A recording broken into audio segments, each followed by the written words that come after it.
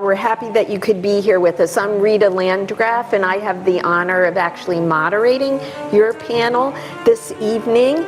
And I hope everyone picked up a program. If you did not, raise your hands, and we'll make sure that you get one, because the program will have the complete bio of our wonderful panelists this evening, and I don't want you to miss out on their background. How many of you have heard, is there an app for that? Right? There's almost an app for everything. And tonight we are going to be discussing those personal health apps and when is enough, right? Because there's multiple personal health apps, and our panelists are going to talk about that effectiveness, and we even want to get you in the whole conversation as well from your perspective. It's great to see the diversity of our crowd too, because we know the younger generation has grown up with this, so no big deal, but I know for me this is about all I can handle as a personal app. Otherwise it gets too overwhelming for me.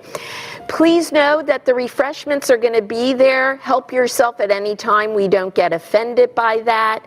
During our conversation, as I said, we want to get you into this dialogue. So raise your hand if you hear something and you want to interject a comment or ask a question. We have people that will bring the microphone. We ask you to wait until the microphone comes, but if you raise your hand, we'll make sure that we get to you. If you're not one, and I am one that loves to talk publicly, if you're not one that loves to talk publicly, there's note cards that you can just write that, and we'll make sure that we pick that up too, so you don't have to forfeit the question if indeed you're reluctant to actually ask it publicly. So, to my panelist, also, before I go to my panelist, so this is part of a series called Conversations in Healthcare. We did one on purpose. How many were here for the purpose-driven life? Yeah. That was our first one for this academic year. This is our second one of the series, and then we'll be doing one more in the spring. What we like to ask you, and if you want to use your note card for this, if there is a topic that is of interest to you, that you think that you would love to have as part of the conversations in healthcare, please write that down, because we still have time to think about that for our spring conversation, and we would love to address things that are of interest to you in our audience. All right? So now I think we're ready to go live with the panelists. We'll see what they have for us this evening. And what I'm going to ask each of you to do is to just give us a little bit of your background. Again, your full bios are in our program. And a little soundbite as to what drew you to coming to our panel this evening. Ready to go live? Okay. You're up. So I'm Dr. Keith Decker. I'm a professor of computer and information sciences here at University of Delaware in the College of Engineering. My research area is multi-agent systems, which is a fancy term. Let's see if anybody even knows what that is. Can you say it again? No, you don't count because you're his co-PI. Multi-agent systems. Multi-aging systems? Agent. Agent systems. Yeah. I'm a multi-aging system. Sometimes when I teach that, we do these jokes with secret agents, and because sometimes these agents are secret. But so the reason for the term is agent is just something that's acting on its own. So as a computer scientist, that often means a computer program acting on its own.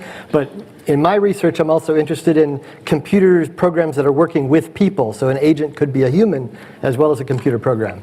And often these are cooperative systems, like you're trying to help disaster rescue. So you're trying to get teams and organizations to coordinate to solve a single goal. Or they could be systems that are really personalized to you individually. So we've done some work in what we call self-interested agents. And an example of this would be we build agents that are in electric vehicles. And that agent belongs to you, the owner of the electric vehicle. But that agent can coordinate with lots of other agents to create a virtual battery in what's called a vehicle-to-grid system. And when you're not using your car, the power company will actually pay you for using your car as a sort of a intermediate regulation storage thing. And I mean real money, like real money. $40,000 over the life of the battery. That's so pretty almost real enough money. to pay for the replacing the battery. Fascinating. And so what brings me here today is I've been working with Dr. Dominic over there. Dominic, stand up so everybody can see you. Wave. Very good. And we've There's been working Dominic. on personalized health coaching. There we So go. using wearable devices, your mobile phone, stuff running in the cloud, to try to personalized, customized, and context-sensitive health coaching advice for people. And that involves a whole bunch of other things, and we'll probably talk about them as we go Yeah, you on. are perfect for this panel, and very passionate as well. It's great to see. Bryan. My name is Bryan Schuler. As of yesterday, my fancy new title is Associate Director of Employee Health and Wellbeing. Congratulations. Time for celebration. So my whole career, my whole sort of purpose of my work is to help people make sustainable changes in their life. So whether they're trying to eat healthier, lose weight, get more active, be more engaged with their family, our whole purpose of what we do is to have sustained change. So for me, I sort of have this love-hate relationship with a lot of these personal health apps, because if they're used the right way, they can be amazing. But a lot of people necessarily don't know how to use them the right way. So that's why they keep coming back to us looking for help or additional information. So for me, this is sort of a passion area of mine, is just to kind of help people use them as an effective tool for what they could actually be used for. So I hope tonight you can give us some pointers to how to use that as an effective tool and the sustainability of that behavioral change. Ashok, what brings you with us tonight? Thank you for having me, first of all. I'm Dr. Ashok Subramanian. I am a board-certified emergency and trauma physician. Been doing work for the past 20 plus years in that space, but I have an interest in common sense approaches to making healthcare more efficient. And that involves using technology as a tool to do so. I also have an interest in making the access to healthcare available to people. And I have an enterprise. I'm a serial healthcare entrepreneur. My latest venture is called CarePort MD. And it's a company that leverages the convenience of retail access through partnerships with grocery stores like Acme and Safeway, where patients can go to get healthcare services, with the scalability and coordination that's enabled by technologies such as telemedicine or artificial intelligence or mobile applications and other devices that can provide data to give context for more informative clinical encounters that we can treat patients with. Great, and we can go into a little bit of deeper dive as we extend our conversations on this panel. Yeah. Susan?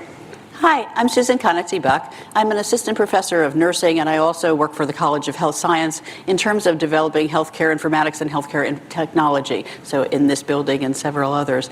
I am a nurse practitioner. I practice here at the Nurse Managed Primary Care Center.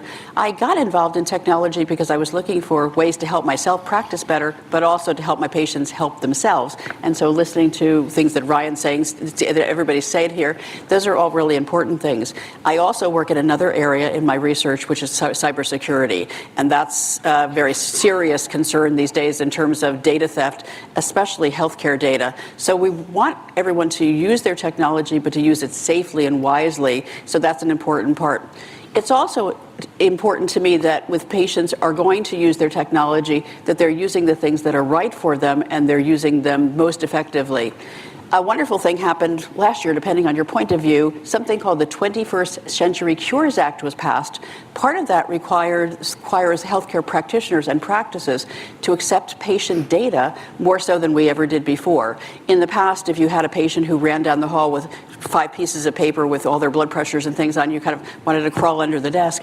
Now we're trying to use that data more effectively and have that relationship with the patient. It is patient-centered care, so we want the patient to be at the control point in terms of collecting that data, but it's also our responsibility to use that wisely to help further the agenda of the patient and ensuring the patient gets the best possible care. So whether it's telehealth, whether it's virtual reality, whether it's a wearable, all of those things are really important. We're working very hard in healthcare these days to understand how do we further that discussion and how do we use the technology at our fingertips, but also making sure that it's safe. So that's a big part of it. I do also work in virtual reality. We're looking here at the university, we're looking at how do we use virtual reality to decrease anxiety. And we have several other things that we have a group that's working with VR and AR to see how we can utilize that more effectively with healthcare to be able to do that. Great. And you also are celebrating a special week. Does anybody know what special week this is? Anybody? No, I didn't get back to being 21 again.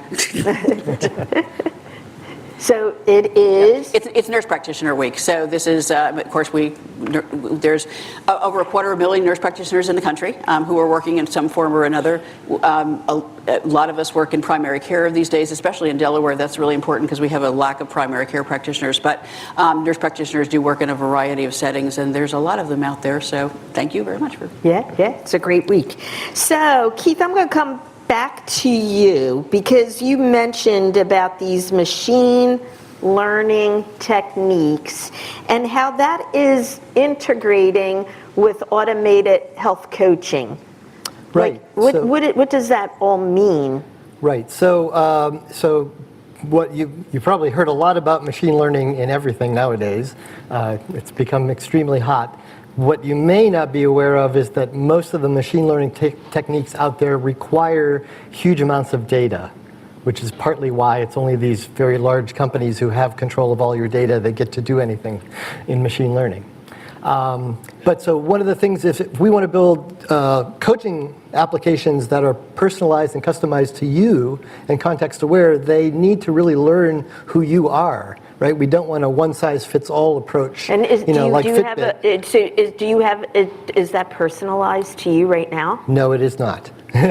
We're still developing that. Okay. Although I am part of my own study. I thought you would be because he was hanging on to that. So what does that look like?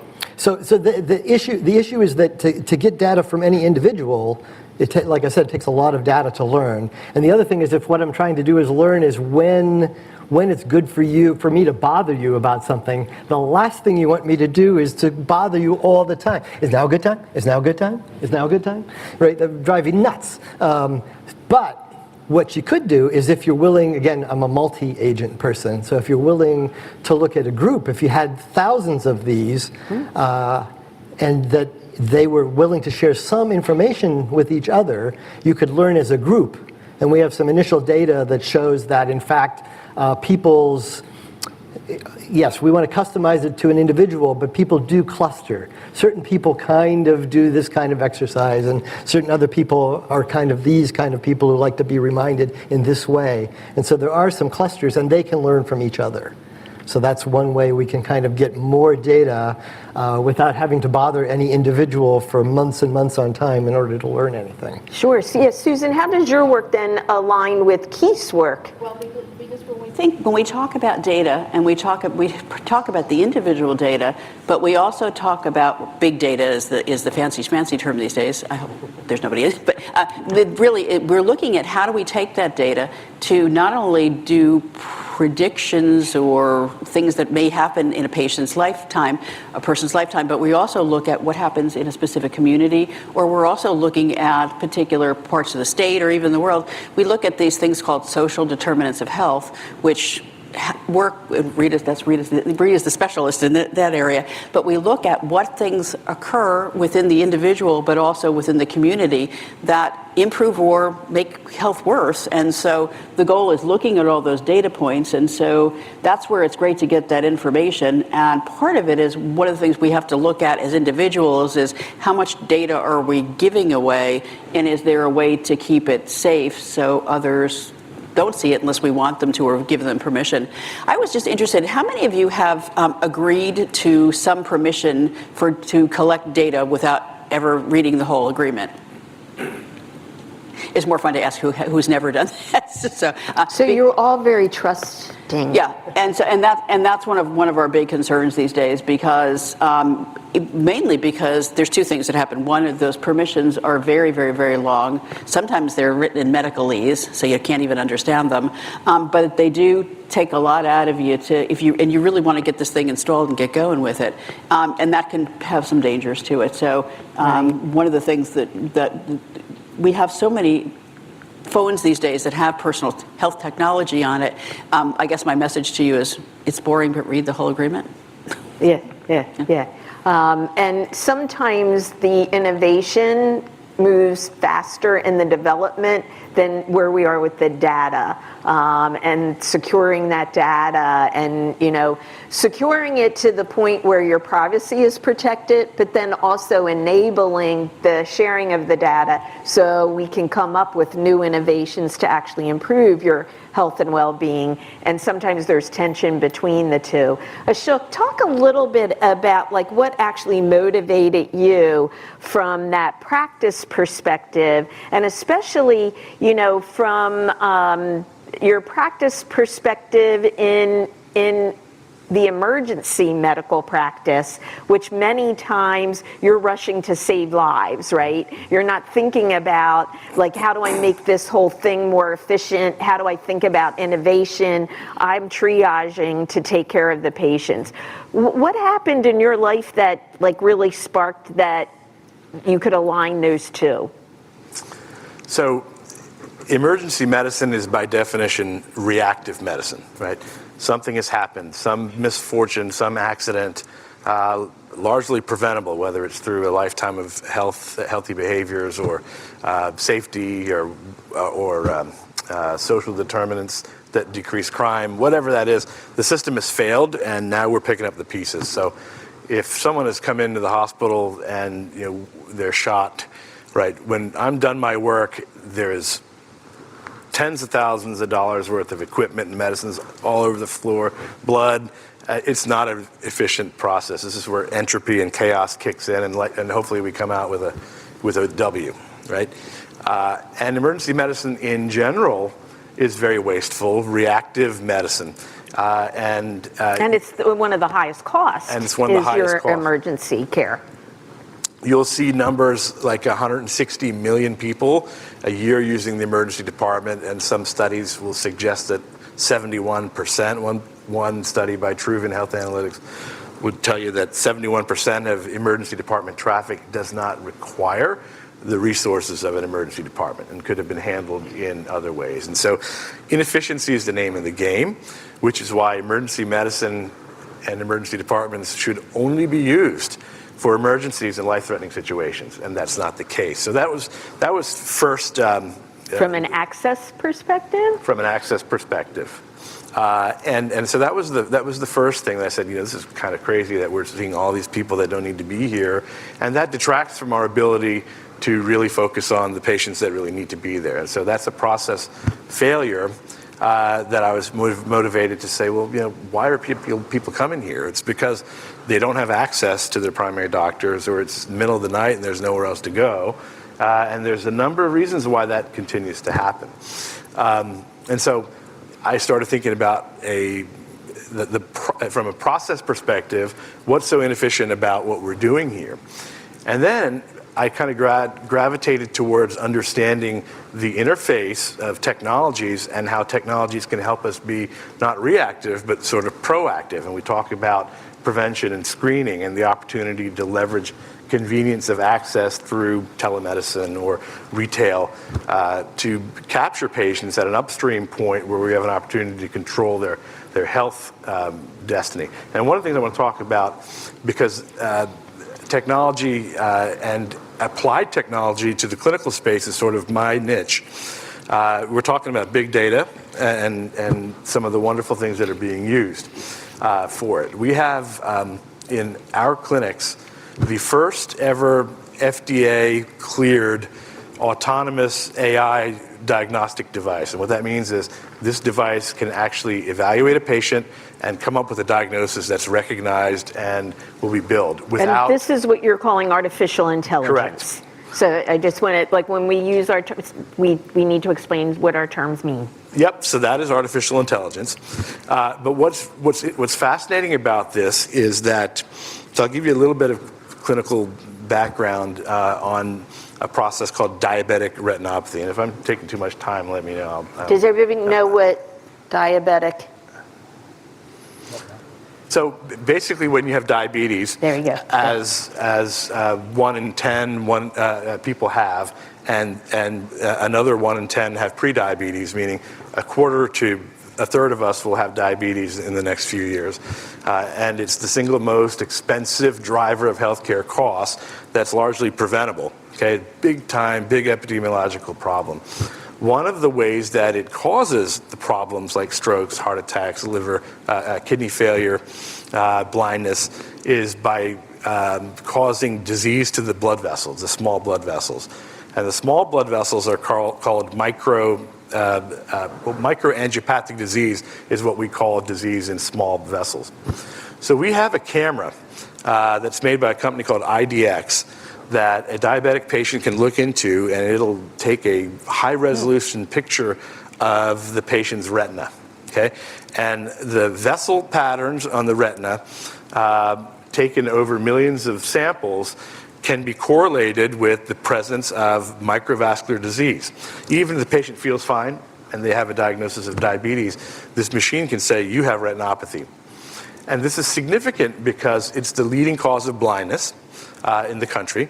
There are 24,000 cases of blindness every year because of it. 85% of those diabetics are going to get it during their lifetime.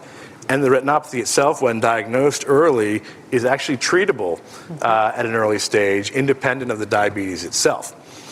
Now, we take it a step further as a kind of broad generalist and say, listen, if we have a population of diabetics, say there's 100,000 diabetics in Delaware, we give or take, we know that maybe 60 to 70% of them will have retinopathy.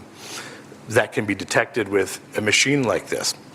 The machine can then, you can then infer from that information that the people that have retinopathy also have disease in their kidneys, they also have disease in other blood vessels, so they are a higher risk in a higher risk category of diabetics. So when the state has limited resources to provide supportive care, lifestyle change programs, medication therapy management, behavioral health, social determinant management, and they have to decide where they're going to apply that money, you might as well use it as a screening tool to apply that money towards treating diabetics. So I bring this up because AI and machine learning... Intelligence. I'm sorry, artificial intelligence. No, it's okay to keep calling it AI. I just want you to associate. What enables that level of intervention to change healthcare in one way or the other. So well, and Susan brought up, but I want to get Ryan in this conversation, because Susan brought up, as she was talking to, the predictive analysis. And what Ashok was just sharing was, through that artificial intelligence and that technology, we can predict not only how that disease is impacting blindness, but what other organs are probably impacted as well through the disease of diabetes. He also brought up the fact relative to limited resources. And Ashok, this just like made me think of, this is where you intersect with ER medicine as well, because when you're faced in the ER, you triage and you go to the patients that are at the highest level of vulnerability. Susan, before I bring you in, I do want to get Ryan into this conversation, because what I heard with both Susan and Ashok relative to really trying, in public health we call it go upstream, looking at what's the root cause of disease, what's the root cause relative to your living conditions. As Susan brought up, social determinants of health, your zip code matters. Where you live actually determines your overall health and well-being more than your clinical care. But what I want you to focus on a little bit, Ryan, since you're dedicated to wellness and prevention, how do we really think about this conversation and bring in that preventative lens? And you talked, when you introduced yourself, you said something about focusing on sustained change. So can you add some from that upstream perspective? So, and I'm sure this is applying to all of you, but show of hands, how many of you have ever tried a diet and it didn't work? Okay, how many of you ever tried to start a new fitness plan and it lasted like 3 weeks? Okay, I'll probably be seeing a lot of you in January when the same thing happens again. But this is the point is it's just our natural tendency. We go to the doctor, they say, your cholesterol's high, or you're a little overweight, or something is going on, and they say you need to start eating right and you need to get more active. And then we all are gung-ho because we've been given these orders, and we last 3 or 4 weeks and then we start to fall off. So in what I do, that's when I see a lot of people using this personal health. They say, I really need to get back to the gym, or I need to start walking, so let me download MyFitnessPal, or let me download an app on my phone so I can track all my exercises or track my eating. Where the problem lies is, again, you're not making these sustained changes. So you're not learning how to actually change your behavior, you're just learning how to track it. So when you stop tracking, the behavior tends to go with it. So if you only use MyFitnessPal for 3 weeks, if you've learned when is the best time for you to work out, what are the activities you like to do you need a fitness buddy with you? If you've learned all those things about yourself, then you probably don't need MyFitnessPal to continue. You continue your walking program or your gym program on your own. But again, a lot of us are not learning that. We're just learning how to track what we do. We track how many calories we have. We track what we ate for dinner. We're not actually learning what is good for our body and what is healthy. So how do we learn that? Me? So if you're using the tool, again, if you're using the tool the right way, if you're going into your analysis, so if you're going into your weekly breakdowns, if you're going, like MyFitnessPal has all of these things. It will tell you, when you ate the best or when you did poorly. If you can start to analyze your own data, one thing that we always suggest as any client is trying to go through this is try to track your emotion with it. So when you're eating... Okay, the pause there. You do know that your behavioral health has a lot to do with your physical health. Do you know that? And that's where Ryan's going. Yeah. Go, Ryan. So when if you've had a terrible day, do you come home and make yourself a nice salad, or do you go grab Burger King on the way home and sit in front of the TV with a bag of chips? So if you can start to learn these things about yourself, what are my triggers? And that does feel good when you've had a bad day. It feels great when you've had a bad day. But if you're learning how to make sustained change, and then the other thing is people cheat. So if people say, I'm not going to put that in MyFitnessPal, they don't need to know that, then you're not getting accurate data. So again, you're not using the tool the right way. So a lot of these apps are great if you know how to use them in the correct way. So I think it's wonderful when you look at a diverse panel like this, when you look at the type of patient-centered care that we have here at STAR, where you're going and seeing a practitioner who can also recommend you to a nutritionist or to a health coach or to all of these other people to help you learn what you actually need to learn. So again, these apps are just a tool to help you accomplish that task, but you still need to learn the right way to eat, and you still need to learn what type of activities work for you, and you still need to learn when I'm in a good mood, I do really well, or when I'm in a bad mood, I engage in these behaviors. So again, these apps are wonderful because they do provide a lot of data. You just have to take the time to actually analyze your own data and not just go in and track for the sake of tracking, or because you want a new badge in Fitbit, or because you want to beat your mom in your step challenge that day. You have to actually learn the behaviors that go along with it if you want these sustained positive changes over time. Susan, I know you wanted to jump in. Well, I was going a little bit different way. Ashok mentioned the FDA, and I wanted to just mention that. So the Food and Drug Administration actually looks at apps for their safety. They have two categories. One is basically something like Fitbit, which you are using to help you change your behaviors or to develop a different kind of lifestyle. There's the other kind of app that is actually has to do with helping you make medical decisions. So, for example, if you were a person who had diabetes and the app was helping you adjust your insulin, or there was some sort of medical decision, or you have something with your heart and you're using the app to help look at the heart rhythm. Those sorts of things are regulated by the FDA. So when you're choosing what you're going to purchase, if there's anything that's going to help you change your medication use or to basically look at something that's happening within your body to tell you whether you're safe or not, those are things that are regulated by the FDA. And so you always want to make sure that that's approval is in place. The majority of the apps that we have are not regulated by the FDA. They started off trying to do that, but when they were getting hit by about 20,000 a month, they decided we're not going to do all this. But always look for your safety. But just wanted to mention the difference in the FDA looks. And keeping that in mind, I think that's really important. So thank you for bringing that up relative to the difference of those apps and who has the regulatory authority and which ones don't. But as you think about, you each intersect, with us humans, and behavioral change can be a really difficult thing for us humans, as you just demonstrated by the number of hands that went up that have forfeited diets and fitness and all of that. From looking at apps, right? Are there some that are more effective? I know you want to get to personalized apps, which would really bring it home from the individual basis. When she mentioned like emotional state and stuff like that, because the models that we're actually using have emotional state in it.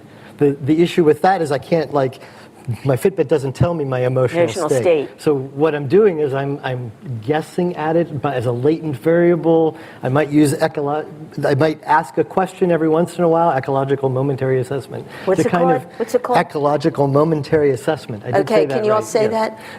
that? That basically means every once in a while I just buzz you and say, how are you feeling right this second, right? And that little bit of information, maybe if you were in one of our studies and you just did that a few times a day, but then with all of you participating over months, I'll start to figure out the latent factors about what you ate that day, your heart rate, where you've been going, and suddenly I can start to guess what your emotional state is. Well, right? I'm going to stop you there because Ryan brought that up about your overall emotional state. How many even know how you're feeling?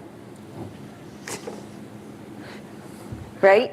Do you? Good. Because sometimes we don't even take the time to recognize what we are feeling. I've heard we're human doers, not really human beings.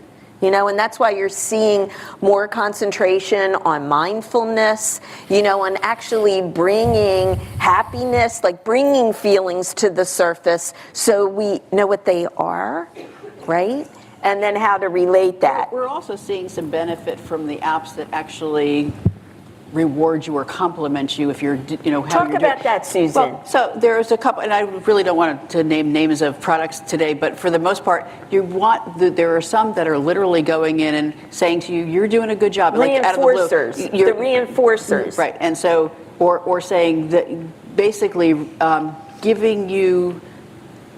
making you feel better about what you're doing. So even if you are not a broccoli lover, if you ate broccoli, it'll say, good job. I mean, there's something else out there that's saying you're doing a really great job with the efforts that you're putting into this. So you put in the effort and somebody's going to say, good job. Where it would be nice to have a health coach who could do that for you all the time. It's kind of like a little health coach in there that psychologically you're getting a reward for trying to do good for yourself. And do we respond better as humans to the carrot or the stick? Carrot. I know what I respond better to, but... Actually, in the work that we've been doing, there's a psychological evaluation that you can do that kind of gives some feeling for what kind of reinforcement that you like. So you're looking at that. Oh, Yeah. even for personalized Even for, reinforcement. yeah, because if you're the kind of person who, like, you could be the kind of person who won't take action unless your life is on the line. So I got to really be telling you, you're going to be life is dead on on the the line. floor Yeah. in 2 months Until you if do you that. don't Yeah. eat your broccoli or Yeah. whatever. And other people are like, I don't want to think about that like emotional big issue. I like more like, that was a really good work today. Keep it up. But do we know from a research existential. how humans would they prefer? How many prefer the hammer to change their behavior? Raise your hand. Oh, we got one out there. We got one here. Usually men react better. We to had that a woman. way. We did have a woman say, "I'll take the hammer." How many like that carrot? Yeah, I'm more of the like, be nice to me, then maybe it'll. Like, have you gone for your health checkup and had somebody yell at you? No, that's good. They do. Yeah. I do want to point out, sort of in response to this whole emotional thing, a lot of times, again, when you're talking about making positive changes that are lasting, it has to be things that make you feel good. So one of the biggest things that I always say to people when they come in, if you hate running, don't run. And Yeah, people that look would be at me good. like, but you're a personal trainer, isn't that what you're going to make me do? Well, no, because if you hate it, I know you're not going to stick to it. You're going to give me 2 weeks worth of it, and then you're going to stop and fall off. So when you're doing, whether it's an app, whether it's using some type of portal to track your health data, you have to find things that work for you. So again, whether it's a fitness plan that works for you, a lot of times when people think they need to change their diet, they need to go on this incredibly restrictive diet of things like beets and quinoa and things that they can't cook, and then it doesn't last. But there are practitioners that can work with you. There's nutritionists and RDs that are able to work with you to say, let's take the types of foods that you like and just make a healthier version of it. It's the same thing with these apps. If you find that an app is too aggressive for you or is not helping you get to where you need to be, stop using it. There's hundreds of thousands of them that you can choose from that can kind of help you get to where you need to be as an individual. At the end of the day, we, as providers and healthcare people, we want you all to be healthy. We know that we're at the point where we tell you must do things doesn't work. Yeah. We really have to seek out your opinions and beliefs, because it doesn't make, well, first of all, I'm an ex-ER nurse, that I should share that with you but I basically got into being a family care practitioner because I felt like we weren't doing a good job in terms of allowing the patient to have a say, but the realization that if I tell you must do something, you probably won't, if you wanted to do it, you do it, but if you don't, and then we waste time with you coming back. So finding the technology that speaks to you, that helps you to go your own way, is the best way to go, with the realization that our goal is to all work together to help you be healthy. You're not going to find an app that tells you to eat ice cream 5 times a day. You're not going to, but you don't want one that's going to tell you never can have ice cream. Unless you're eating at the creamery, it's all low fat here at UD. Or eating for 2, then sometimes you get away with that. There's also interesting things happening in terms of looking at artificial intelligence, in terms of understanding who you are. So especially when we send patients home from the hospital, we really don't want them to come back. It's not that we don't like you, it's just we want you to be healthy. But part of that is you understanding your discharge instructions effectively. So some of the artificial intelligence is starting to actually ask patient questions to understand what your likes are, but what your language patterns are, to understand your level of understanding so that the information can be delivered to you most effectively, since we have a limited time. So artificial intelligence is getting very sophisticated with those as well, and I'm sure we're going to be starting to see that personalization and the research around it. So more of that personalization will come a little closer to our wearables and our apps on our phones. The goal basically is to customize and personalize the information the most effectively for the patient client. the hard part for us as consumers is understanding which ones of those do that. So I would encourage you to also read all the reviews on the apps and to look at the likes and the dislikes, and that may give you a hint about what may work for you. Until we get to the strictly personalized, because then it will be personalized to you. God bless you. Could we also put in here, who's doing work in VR or virtual reality? Do we want to talk about the value of that technology work? Part of it is because we understand that when we communicate, it's not only verbal, it's not only hearing, it's not only visual. People learn, people get information and process that information in a variety of different styles. Some people have one or two of those, some just have one. We look at that in learning, but we also look at that in terms of the things that we like. Some of you might like music more than you would like to listen to a play. So the goal is to look at those environments and to surround a person. Again, we're trying to block you off from the externals when we do that.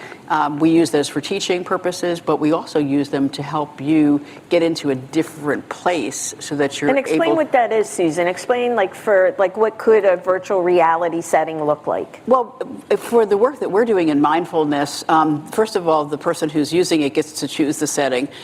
There are some that are a beach that has a nice sound. There's some that have animals. We were actually looking at one this afternoon that had different kinds of fish, and everybody was really great with that until the whale swam by, and the people got nervous about that. So, so the person who's using them chooses their environment so that they know different sounds, different visuals, and things that kind of let them choose, and because we're looking for peace.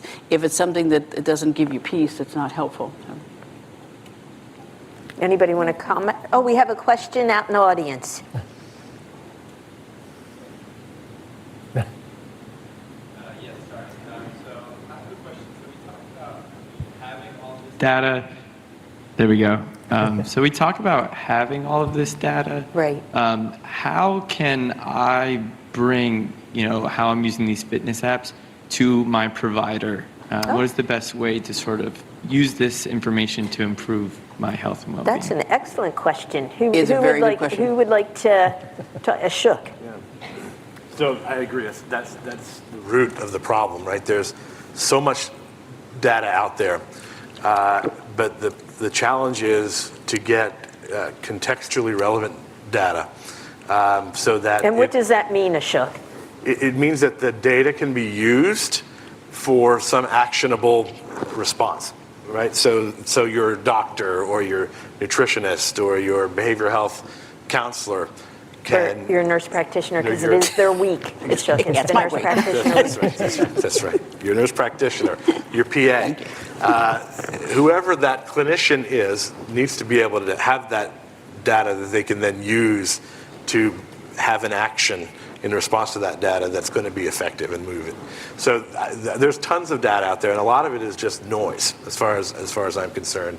And it could be used, but it's just not used, and there's no vehicle to do it. So the context is what matters. In our particular clinical model, we have an app, and it's designed to, one, empower the patient with the ability to own their information, whether it's acquired from sensors or patient entered or whatever that is, and then it's available to securely share with another provider on our network who can then choose which of that information is necessary for them to do what they do. It involves visualization. For example, some data you have to figure out how you're going to communicate it. So there's software out there that helps visualize data, whether it's a graph or a picture or. Can you give some example? Like, I'm the patient, right? And I'm thinking, I have like all this data that has shown since I was at my last visit, like the activities that I've been engaged in. Like, how would you advise a patient, like, what would be meaningful from that context? Sure. I mean, if we want to stay strictly objective with something like, for example, diabetes, the whole goal is to keep your sugar, below a certain level, or your blood pressure at a certain level. And so that information is depicted with a trend line over time. the more measurements you have, 3 times a day, every day for a month or so, you're going to get something that looks like that. And if you take the general trend of that line, it allows your clinician to say, listen, we're moving in the right direction, or we need to change something because we're moving in the wrong direction. And so being able to see multiple data points over time and that trend is what allows micromanagement of that condition, small changes to see if we can modify the trajectory of that patient. Ryan and then Susan. I just want to make it very clear that these personal health apps are not to take the place of your medical provider. So a lot of times what we will see is that, someone does have diabetes, so they download an app and the app says they're fine, so they no longer go on their quarterly visits. Yeah. Well, back to Ashok's original point where, is it looking at retinopathy? Is it assessing if you're having any issues with your feet? Is it assessing all of these no, it's not looking at any of those things. So I think it's very important that you are use this as a tool in combination with your physician. Your physician knows you. They know your trends, they know how you've been over time, they know all of the medications you're on, whereas maybe your diabetes app only knows what diabetic medication you're on. It's not taking all of these other ones into account. So I do just think it's very important to underscore that they are not to take the place of any in-person care. It's still very important that you're going to your regular appointments. This is, again, just a way to have additional data for you to show your practitioner how you've been trending. And Susan, I know you had. I'll make one question, then we'll get to yours. But I want to tell you that most of you are going to, if you're going to a healthcare practitioner, they have an EHR or EMR, depending on what they call it, but it basically collects data. And you want to always ask them, is there a way, do you have a patient portal where I can share my data with you? The more sophisticated ones, the larger ones actually have portals in place to accept that data. One more point is that this has been a very large conundrum with the EHR sharing data between them, but it's also been, now we're starting to look at patient-generated data and how to accept that. And Congress has been really yelling at these companies for the last 5 years. There's been some technology that's been developed that will allow the data to be reconfigured and to be used across systems. It's called FHIR, F-H-I-R. But the goal is that that's out there now. So one is for you as a patient consumer, you want to say to your practitioner, how can I bring you my data and what are you going to do with it? And also then find out whether their EHR actually has things built in place that will allow you to enter your data in between visits. Which would be very convenient. Question or comment over here? Hi, can you talk a little bit about the reliability of these different apps and the information that's coming out of it? Because I have an I see that. watch. I see that. It's going to tell me my heart rate every now and again. And if I use my Fitness Pal and I put in the foods that I'm eating, it's going to give me an estimate of how many calories I'm eating. And if How about I'm your just sleep? using Does it it to tell you lose about your weight, it's going to sleeping? tell me I need to eat, I need to consume this amount of calories per day to get down to this weight. But it doesn't take into account a lot of different aspects that come with weight, like your underlying metabolic rate and all of these other things. So can you just talk a little bit about the flip side of entering this data, that the things at the end of the day, the it's a apps box. that the information they're giving you may not be accurate. Right. And do you also track your sleep patterns? It's wrong. So It's wrong on that? Yeah.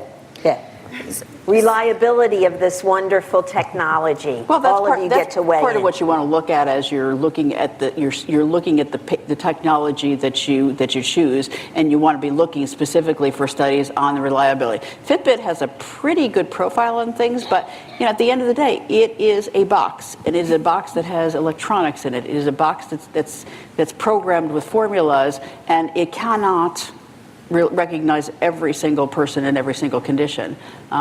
So that's, I won't say buyer beware, because especially they do, MyFitnessPal has a large group of people that have some good success with it, but you got to, buyer beware, kind of be thinking about that sort of thing. Ashok? And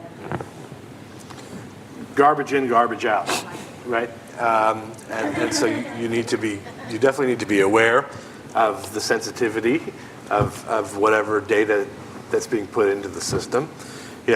And an app, as we think of it now, involves an interaction with a human being that may or may not be medically literate. But this technology then morphs into things like sensors, like continuous glucose monitors, or other things that are going to give a more reliable, objectified number. And I would argue that there's some data that is tracked that is so loosely correlated with outcomes in terms of an intervention that a doctor or a clinician can do that the utility is debatable.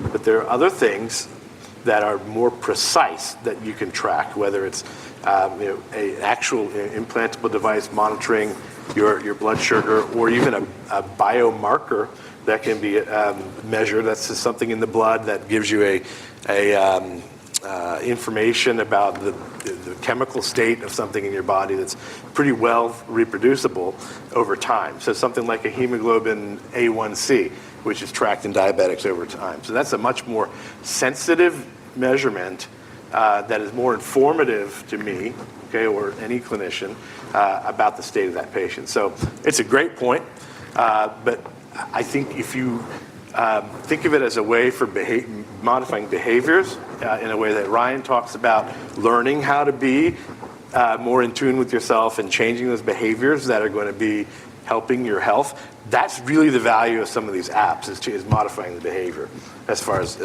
I'm concerned. Ryan, did you want to weigh in on the reliability? Yeah, I think when you're looking at devices that the mass of us can use, they're not going to ever be as reliable as a device an expensive medical device that could give you better information.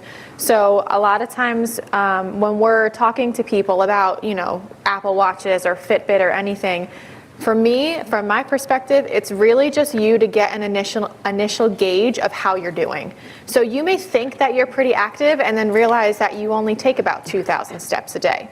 So using that tool to say, oh, I'm not as active as I thought I was, I need to get moving. That's disappointing, isn't it, when that happens? And same thing with MyFitnessPal, or just so jump in and track your nutrition from time to time. You may think that you're eating really well and not realize that your sodium content is through the roof, and no wonder your blood pressure is high. So I think to look at it again as a tool to say, oh, I'm not doing as good as I thought I was, but it's not the answer to everything. It's just sort of helping you, again, get to the resources you need to get to, but it should not be your end-all, be-all for everything. And Keith, you get to talk about reliability. I agree with Ashok and Ryan. It's really about helping people change their behavior. Like, so in the clinical setting, right, Dr. Dominic has, polar heart, chest monitors for heart rates and things like that. But people just don't like to wear those 24 hours a day, 7 days a week. And then you have to keep recharging them and it's too problematic, right? But you can, and so all of these things, there's data on how off they are. And sometimes how off they are is a little bit predictable, so you can kind of backfill it by, learning when it's good and when it's bad and things like that. And the other kind of issue with commercial devices is a lot of them, like if you use the Fitbit app, it's completely, opaque what it's saying, because there's some very specific hardware in here. It gets processed by their algorithms, which are completely private to them, and they will not show us the code. So we have no idea why it says this or that. So a lot of times what we'll do is we'll try to get the raw data and process it on our own. And our result might not be the same as what Fitbit says, but at least we can explain what we think, why we said this, as opposed to them. It's just, the company says that, you have to believe them. Now, I know we have a question here, and then we have one over here, too. There's two over here. Okay, so we'll go here first, and then you, sir, and then you, ma'am. So I think, Rita, probably you're the one to answer this question. Oh, no, I'm the moderator. In your estimation, what percentage of clinicians in Delaware are set up to receive screening data and use it with a patient?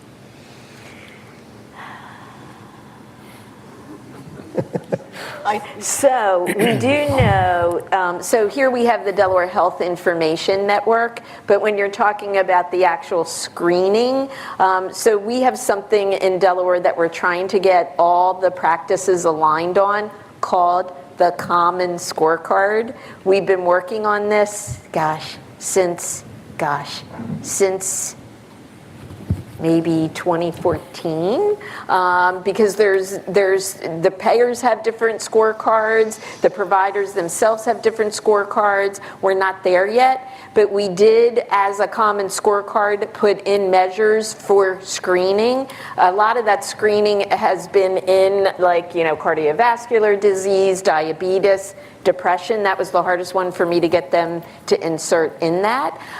We are very fortunate in our state to have the Delaware Health Information Network that is the capability through technology to share that data if the patient approves that across providers, across labs.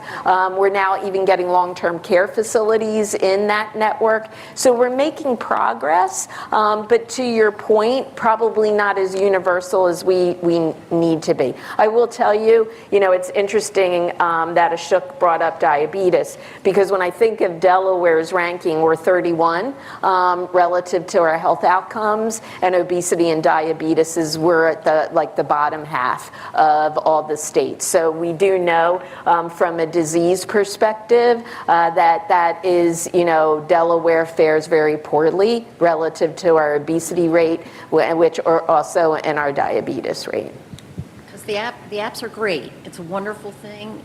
It can give you a red light, yellow light, green light sort of score, if you will. Right. And so if I'm tracking data with whatever I'm tracking it with, and I go to my practitioner, he says, well, I don't have any use for that. So I'm just wondering how many practitioners, actual practitioners, are on board with using collected data. Well, and some are. I would say some are more progressive than others. It's not progressive. Within the next couple of years, there's something that's called blocking, and if they don't start to use that data, they will be fined. So coming now to a theater near you, you're going to see this, and make sure you ask for it. But it is something that we are not going to have an option for. Right. But from a clinical perspective, okay, the steward of that information is the patient on the app. Is you. Yeah. So if a patient comes up to me and says, hey, I've been tracking my blood pressures for the past 3 months. You want to see? I'll say, sure. And I'll look at their phone and I'll say, okay, great. So, and then I can decide how much weight I want to give that information. But that information is available to me on a one-on-one basis as I interact with that patient. Patients get frustrated because they can't email us information, and unless all the data that we get because of privacy issues. Yes, because it's encrypted, and so having somebody email us data to a non-secure point really puts you at risk. Yeah. And so I know that we get so used to emailing and faxing things, and so our goal is basically again to figure out how we share that data in a secure way. Yeah. Sir, I know you had a comment or question. It's actually a question I want to ask. It's actually about the, it talks about like there's two types of app. So one of them is like help to do kind of the medical decision. And this kind of app, because it's kind of, we mentioned about the personalized, this kind of stage. And so like if a patient want to directly communicate with the medical provider, and is this can be achieved just like online, up to date, so they can make an online diagnosis? Is that kind of reachable for now? I think he's talking about. No, so I think when you're talking about apps that are medical focused, so using a blood pressure app, for example, or using a diabetes app to help track your sugar, your physician is not tied to that app. It's just a way for you to say, before people would keep a little journal, your physician may say, let's try out this new blood pressure medication, monitor your blood pressure 3 times a day for the next month, and when you come back in, we'll kind of analyze if we need to tweak the dosage. So these apps are sort of taking the place of having to write all of those things down. So as of right now, there's not a way to tie that specific app to your specific physician. But I think to Susan and Ashok's point that you should bring that data with you when you go. So if you're looking at if you are diagnosed with diabetes or if you do have an actual medical diagnosis, use these apps to track at home, but make sure you bring them with you so your practitioner can help you make an appropriate decision based on what they're seeing. But was your question, can you send in different symptoms and get a diagnosis that way? Is that what you were asking? Yes, I'm kind of asking, like, can they get it's also like after a period of time, so you reply your information right now after certain times of like health behaviors, and then you talk to your medical providers, and can they give you next step, like what should you do, just right on time, just online, you can finish this? Well, generally we don't like to have complete online relationships. Even telehealth, you can still see the patient and collect some information there, and this is his specialty. But it's really hard to have a complete relationship with a patient where you never get to see any part of them and like have them send you information and then you pop back a diagnosis, if that's what you're asking. There's the safety issue with the HIPAA. Can you wait till you grab the There's a safety issue with the HIPAA. Say again. Use the mic so that everybody can hear you. The issue is if you're going to be doing everything online, they were saying email isn't safe. That's the problem with that. Yeah, and certainly we do have conversations with our patients, but it's on a patient portal that again is encrypted, and so it's exactly. But I think what I've also heard was that wouldn't be the only way. Like it may be a piece of the puzzle, but it shouldn't be the holistic puzzle, especially if you're going to determine a diagnosis. I think I heard what Susan said. It's very important that there be, and well, all the panelists have said, that there be a one-on-one, with your practitioner, that these are opportunities to increase the amount of information, but they're not to replace your practitioner through the use of technology. And then can I go to this woman and then come back to you? Thank you. Well, and this is on a different aspect, but I just I wanted to jump in and seize the moment to ask have there been any health concerns at all raised about the impact of having a wearable on 24/7? Oh, good question. They tell us not to hold our cell phone up to our head because we're going to get brain cancer. Right. That was never I'm proven. just waiting for there to be an issue. That's an urban myth that never was proven as far as technology. I haven't. Do you have anybody read anything about it? Because I haven't seen anything. But is anybody? I think also not only like that impact. We're on all the time. Yeah. Since we've advanced technology, like that being on all the time. Mm-hmm. From that perspective as well. Oh, the co-PI is getting anxious. Well, we need the mic. No, you need the mic. He's a loud guy. You have to follow the rules. I would just say I think the most common complaint is just skin irritation. If you wear it too tight, they say even the Fitbits and all that, they say give your wrist a break. So continuous wear, probably not good. You should let your skin breathe. Yeah, but that's also that's the physical. But sometimes I wonder with the advancement of technology, our brains are on all the time. Like many times, we're seeing an addiction, yet another addiction that has occurred. Go ahead, Keith. I can only give some positive examples that have shown up is, for the Apple Watches, for example, the newest ones are, I guess, FDA approved for looking at certain heart arrhythmias. Oh. All they're saying is that we detected something that is off. Please call your doctor. We're not telling you, and we recorded it, and you hear it is in an email. Take this to your doctor and make sure it's really a problem. And the other thing is recently they also detect falls.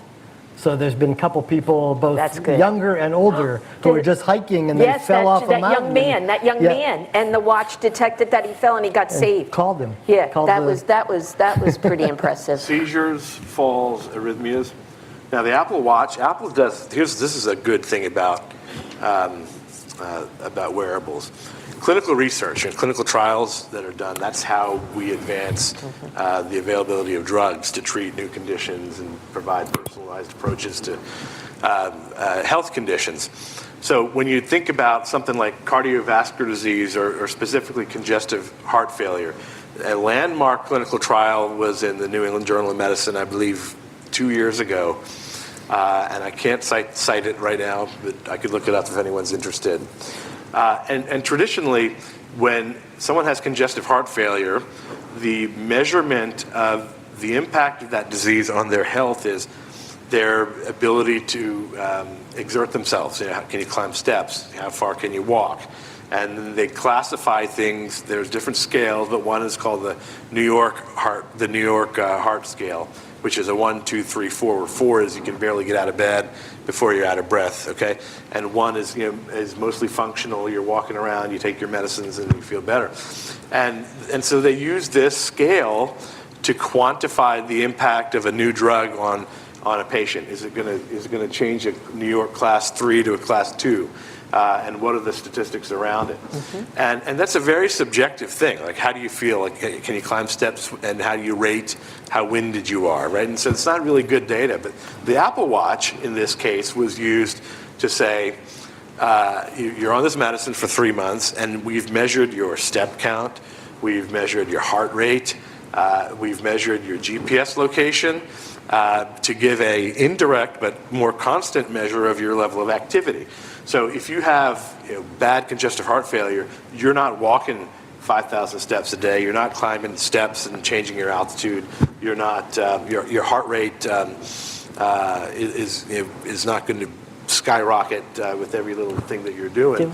Right. And so it's gathering this information. And so now the endpoint of this, one of the endpoints of this study was taking those indirect measures of activity and taking away from asking them, well, how would you rate your shortness of breath on 1 to 10, which is very subjective, to a much more objective data point. And so it was the first study of that kind, but these wearables are going to increase the scientific accuracy of these types of tests that traditionally rely on Likert scales or kind of weak assays. So that's a cool thing. We've also done something similar for depression, especially in the older adults, because we know that as people age, if depression is hitting, they're more likely to sit around and do not much. And so that activity level is very important. As we are having more and more smart homes that can collect that information, we're going to be seeing more of that. Not that our privacy is being violated all the time,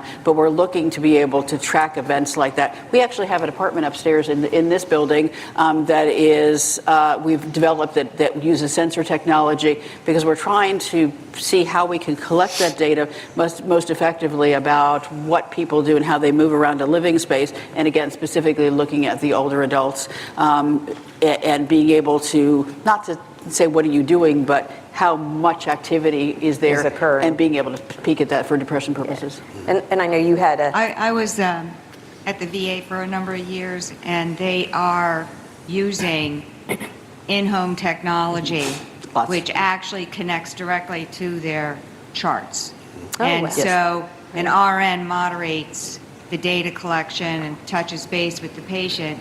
And the data has shown that it's keeping people out of the hospital. And they do it with, diabetes, of course, sugars, O2 sats, weight, blood pressure, PTSD scores, screens. Also, medication reminders are very important. I mean, we all forget to take our medicine now and then. But this data, as a provider, the data literally came right to their chart. So if I wanted to see how Mr. Jones was doing, I could open up Mr. Jones's chart and I could see his O2 sats. And, just like this, it doesn't get collected unless he wants it collected, of course. but so they could put it in as much as they want or as little as they want. It was very So the interesting. patient can give that level of permission. Well, they have the equipment at home. And they use it as much or as little as they want. Sure. Our goal is to keep people as home as long as they possibly can be there, rather than going to other alternative care facilities. So smart homes are really doing a great job with it. And that is the value of that technology. Sir? Yeah, so how do you plan on reaching or engaging low-income communities or communities that question. just lack resources or awareness of these problems? So, I'm looking at you. well, you were talking, you were talking to Ashok about that, because we've seen the retail market has really addressed relative to the access, and I think your CarePort was intended to actually go into the communities. Now, to your point though, when you look in these communities that are of low income or have high health inequities, typically they don't have grocery stores. They have corner market stores. But I'll let and then I'll tell you of another initiative that is occurring in our state to actually address more intention in a place-based strategies in communities so they do get equity in access. But Ashok, do you want to weigh in here? Sure. So 98 or so % of people, regardless of socioeconomic status, are said to have a phone. Okay, now we work with a homeless shelter in the southern part of the state. Okay, and there's a place where homeless people can come in and read books and mingle, and they live in the woods outside of it. Right?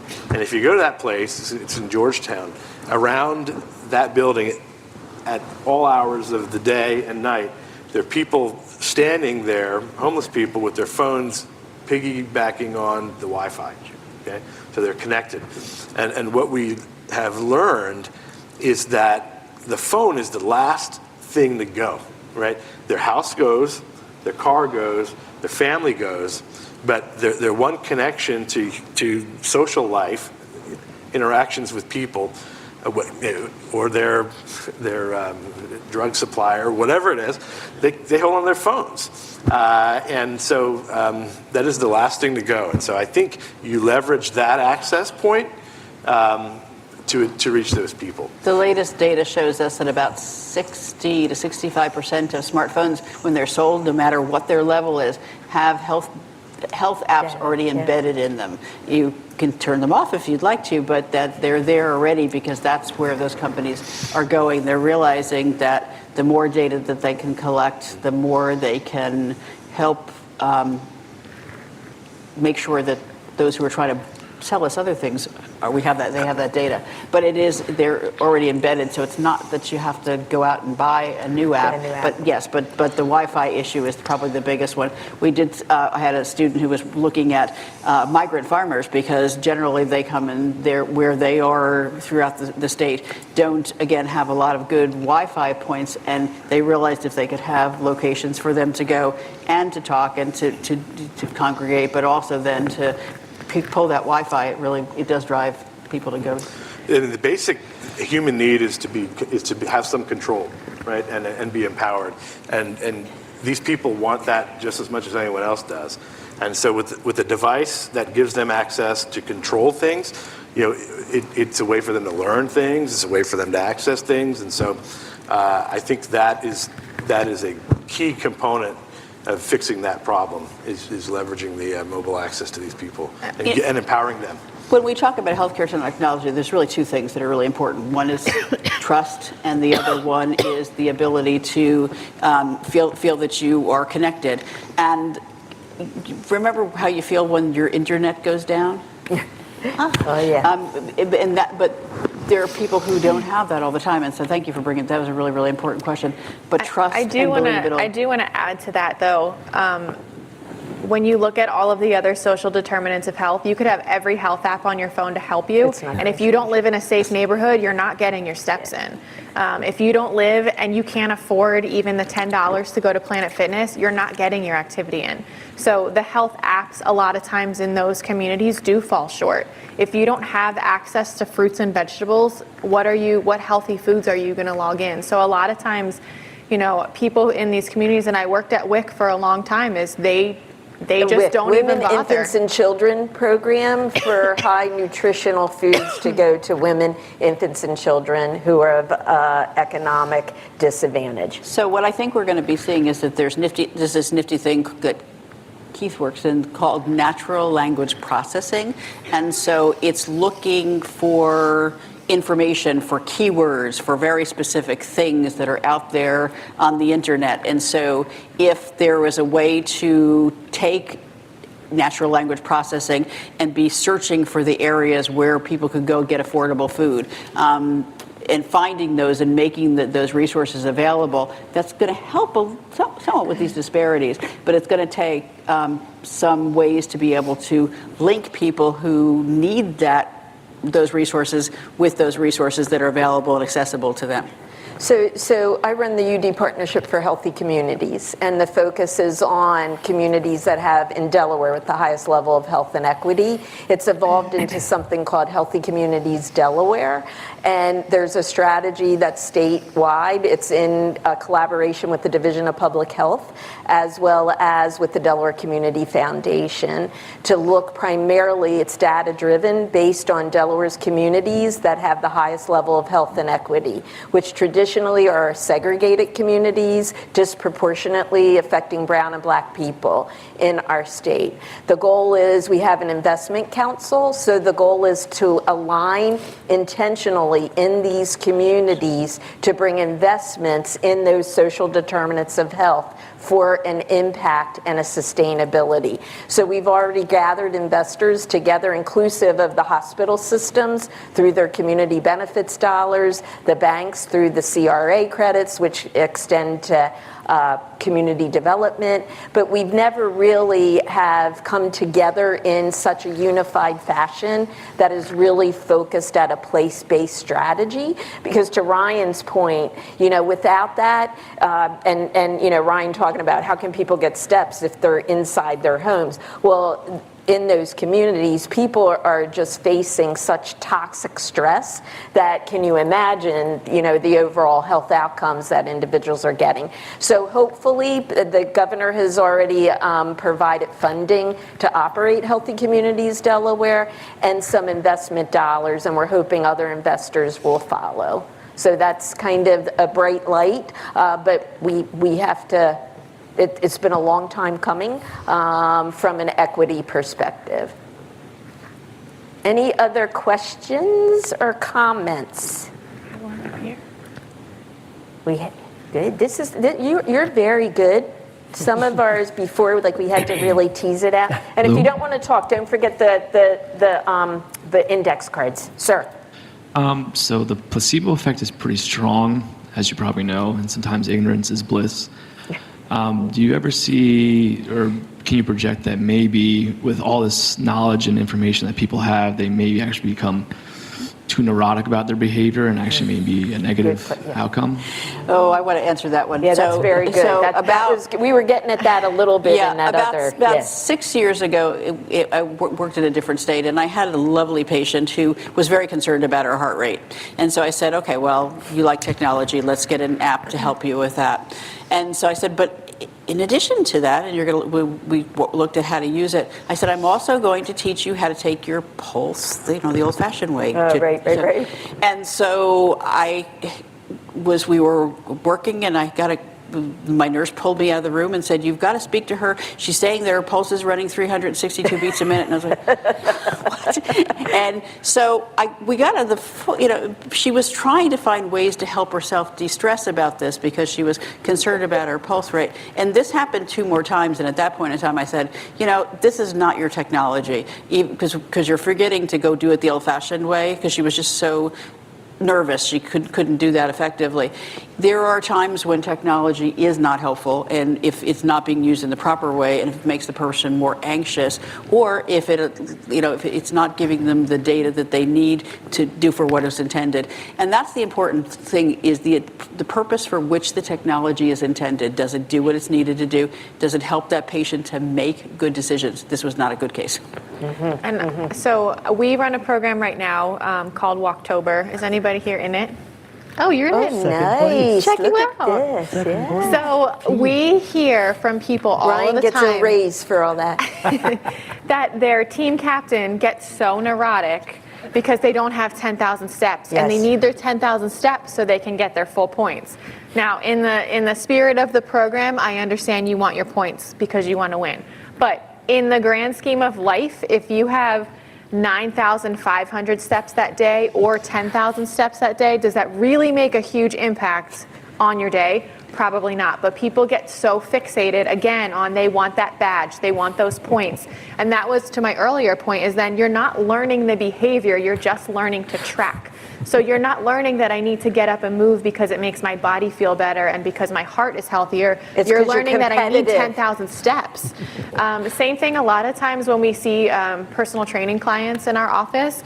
I ask about history of eating disorder, and if they have any history of eating disorder, I ask them to delete all of the nutrition apps on their phone, because they get so fixated on, I need to track every baby carrot that I ate to make sure that I don't go over my 1,200 calories for the day, instead of learning that, having baby carrots for a snack is a great thing instead of French fries. So people get so fixated on the small little data points instead of grand scheme, how am I living my life? So it's very person dependent on whether or not they will work for you. Yeah, that was excellent relative to how the technology can work against you or how it can work for you, understanding your own personality, and how do you adjust accordingly. Also remember, it does not replace medical care. It's just yet another aid. And as Ryan keeps saying, you have to learn. It's not that this will necessarily teach you. You have to learn good, healthy behaviors and what your preferences are relative to that. Any more comments or questions from the audience? Anything? Anyone driving? Anything?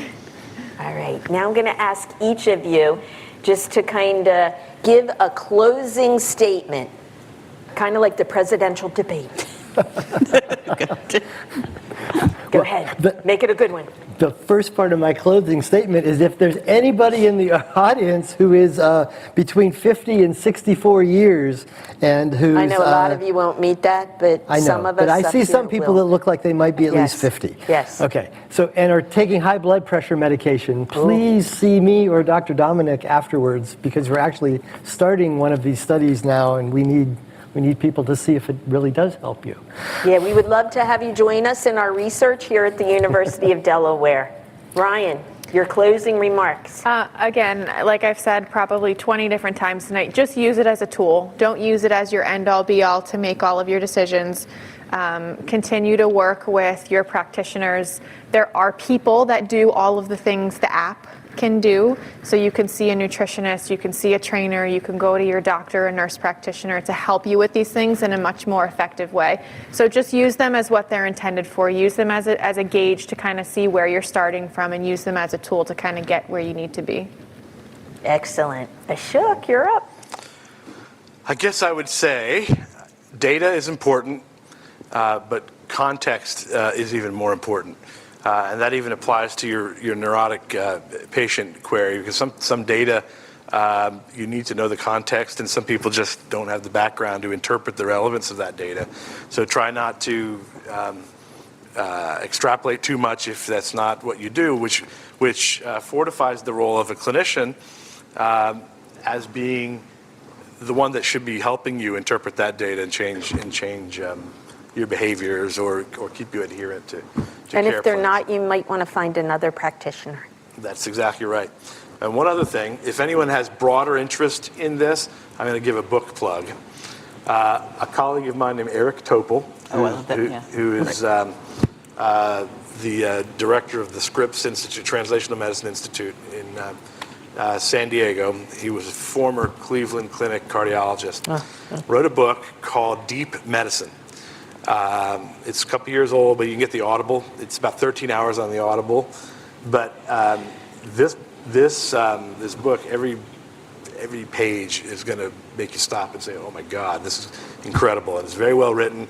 It talks about the pros and cons of the leading edge of machine learning and artificial intelligence and apps, and what they do to move the chains in healthcare, and gives you a sense of what's happening now and a real appreciation of what's going to happen tomorrow in a very believable way. So it's thought-provoking. Deep Medicine. And Ashok, on that one, is there any, because as you were saying that, is there, and when I did the work with the CDC on gun violence, as the gun violence epidemic in the city of Wilmington as a public health issue, there was concerns about data sharing relative to the predictability of the vulnerability of gun violence and then people being accountable for committing crimes that they haven't yet committed.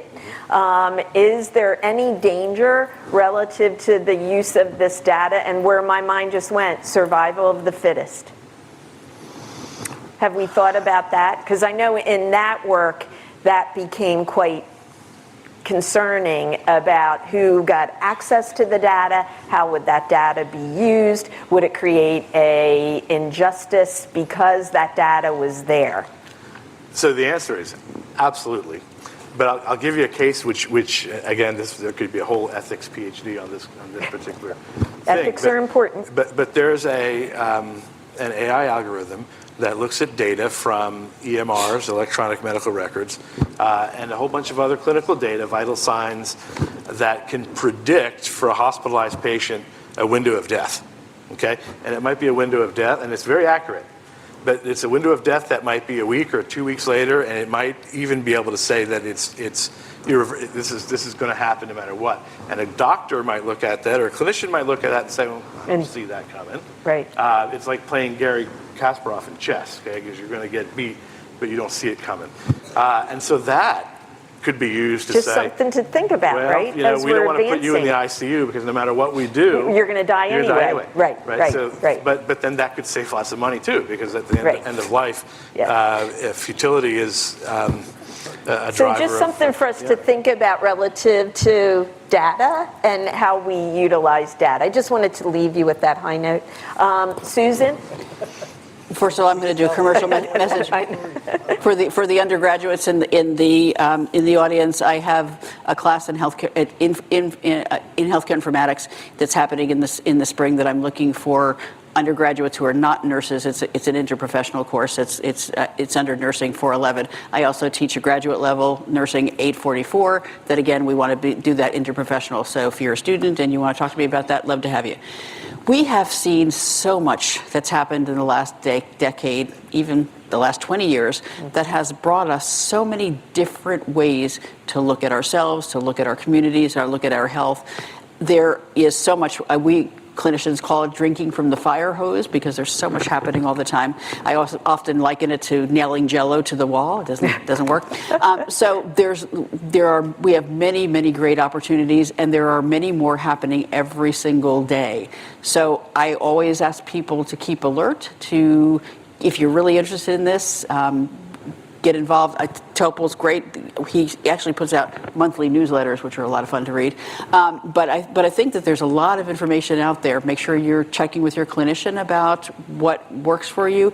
Again, use these for educational purposes. Always make sure that you're being safe. Make sure you read those permissions so that you're not signing up to give your data away to everybody and anybody. That is the priority these days for a lot of the health apps. They are selling data to be able to, basically to get more information out there.